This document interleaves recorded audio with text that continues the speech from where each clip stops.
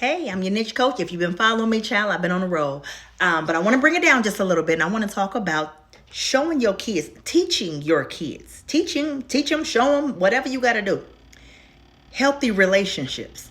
We got to teach these kids healthy relationships. And I know for a fact that we are not all teaching our kids healthy relationships because, hell, some of us just now healed from the shit that we had gone through before. So don't tell me like, oh, my kids know, no, they don't. No, you don't. No, they don't. Because when you think that they don't know that you're crying, trust me, they know it. When you think they can't hear that man yelling at you, trust and believe they've heard it.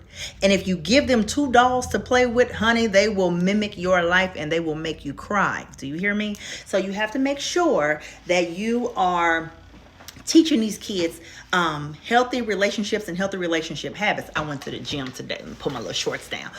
Healthy relationships and healthy relationship habits is extremely important because you get so upset if your daughter is not being loved right. If your daughter chooses the wrong mate, if your daughter chooses someone that mistreat her, if she finds someone to talk down to her, if she finds someone that abuses her mentally, physically, emotionally, You'll be upset. You'll be trying to go to jail. But you may not have had to go there if you had shown these kids. Now, if they go off and find it for themselves, that's fine. That's fine. That's on them.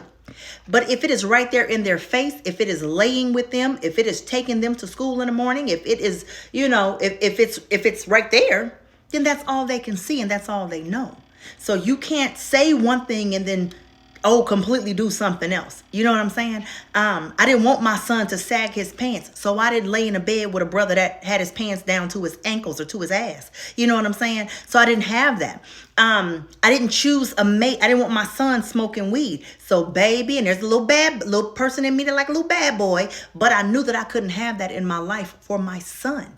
You know what I'm saying? Because the first thing kids do, honey, we can't wait to say, well, you showed me. Well, you and well, they and well, they. You know what I'm saying? That's why you always tell your kids, worry about yourself. You know what I mean? So you can't just tell them one thing and then do something completely different. I ain't judging nobody's household, honey. I'm just trying to tell you why your kids be doing shit that you didn't plan for them to do. And that's because they saw things that you didn't really want them to see.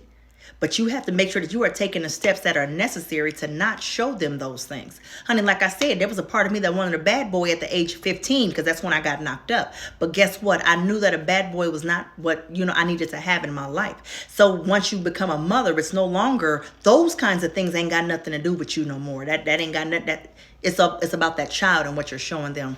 Teach them good things so they can go out into the world and become good people. All I tell my son's girlfriend is, baby, I didn't do it. I didn't raise him that way. Listen.